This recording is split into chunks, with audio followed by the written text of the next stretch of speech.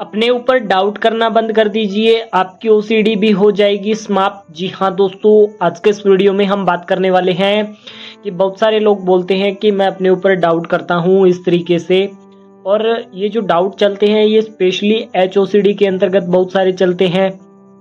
इसके अलावा religious OCD में चलते हैं डाउट्स, कंटेमिनेशन ओसीडी में चलते हैं, चेकिंग ओसीडी में चलते हैं। यानी कि यह तो एक कॉमन सी बात है कि अगर ओसीडी के अंतर्गत डाउट ना हो फिर ओसीडी को हम पूरा नहीं कह सकते। तो अब हमें समझना होगा कि डाउट होता क्यों है। डाउट इस वजह से होता है क्योंकि डाउट होता है। इसका मतलब तो यही हुआ ना कि डाउट इसी वजह से होता है क्योंकि डाउट होता है।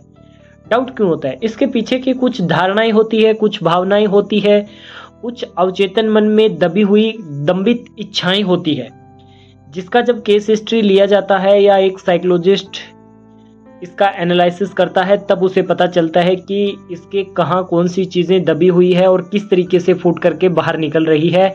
फिर उसको अध्ययन करते हैं और उसके बाद में जो उसका वीक जोन रहता है उसको कहाँ से वह चीज़ ट्रिगर हो रही है उसको समझा जाता है, फिर उसके ऊपर काम किया जाता है।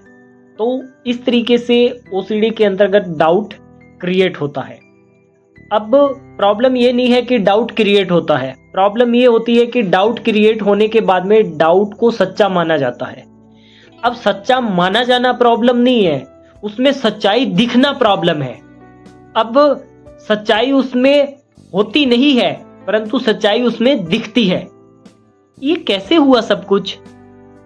सच्चाई दिखती क्यों है? इसके ऊपर मैंने पहले भी बोला हुआ है, रस्सी सांप वाला एग्जाम्पल मैंने दिया हुआ है। क्योंकि जब तक जो भी चीज जिस भी विषय वस्तु का क्राइटेरिया फॉलो करती है तब तक वह वही दिखती है। जैसे सांप ही रस्सी है और रस्सी ही सांप है, ठीक है।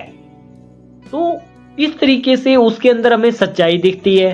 अब सच्चाई दिखती है तो डाउट और ज्यादा मजबूत होता है। डाउट और ज्यादा मजबूत होता है तो फिर उससे बचाव के लिए कुछ करते हैं, हाथ धोना, फूंक मारना, गिनकर थूकना, माफी मांगना, मन्नत मांगना, ये वो XYZ अपने सारे तिकड़म लगाते हैं। चलिए जानते हैं कि अब इन डाउट से हम किस तरीके से बच सकते हैं। तो इन डाउट से बचने के लिए हमें क्या करना होगा कि अपने माइंड का जो पुराना पैटर्न है ना उसको तोड़ना पड़ेगा। पुराना पैटर्न क्या बना हुआ है, किस तरीके से बना हुआ है, किस तरीके से आप सोचते हो, किस तरीके से आप कोई भी चीज को सोच करके उसके ऊपर अपना रिएक्शन देते हो, उन सब तथ्यों को समझना पड़ेगा आपको। अपने पुराने पैटर्न तोड़ने पड़ेंगे, नए पैटर्न बनाने पड़ेंगे, पुराने वाले तोड़ने पड़ेंगे। यह सब आपको करना होगा। और यह सब करने से पहले सबसे पहले आपको एक काम करना होगा कि आपको आज अभी इसी वक्त संकल्प लेना होगा कि हाँ मुझे ठीक होना है, अपना माइंडसेट उस लेवल का बनाना होगा। क्योंकि ओसीडी ठीक होती है, ओसीडी जड़ से खत्म होती है, ओसीडी दोबारा कभी नहीं होती है। आपकी ओसीडी भी ठीक हो सकती है, 100% ठीक हो सकती है। मेहनत आपको करना पड़ेगा, प्रयास आपको करना पड़ेगा, चाहना आपको पड़ेगा, तब जाकर के आपकी ओसीडी ठीक होगी। एक्शन आपको लेना पड़ेगा। अगर आप सही ढंग से जितने भी फॉर्मूलाज इसके अंदर बताए गए हैं उन सबको अप्लाई करते हो, आपको भी रिजल्ट मिलता है। यदि आज की ये वीडियो अच्छी लगी है तो इसे लाइक करें, चैनल को सब्सक्राइब करें।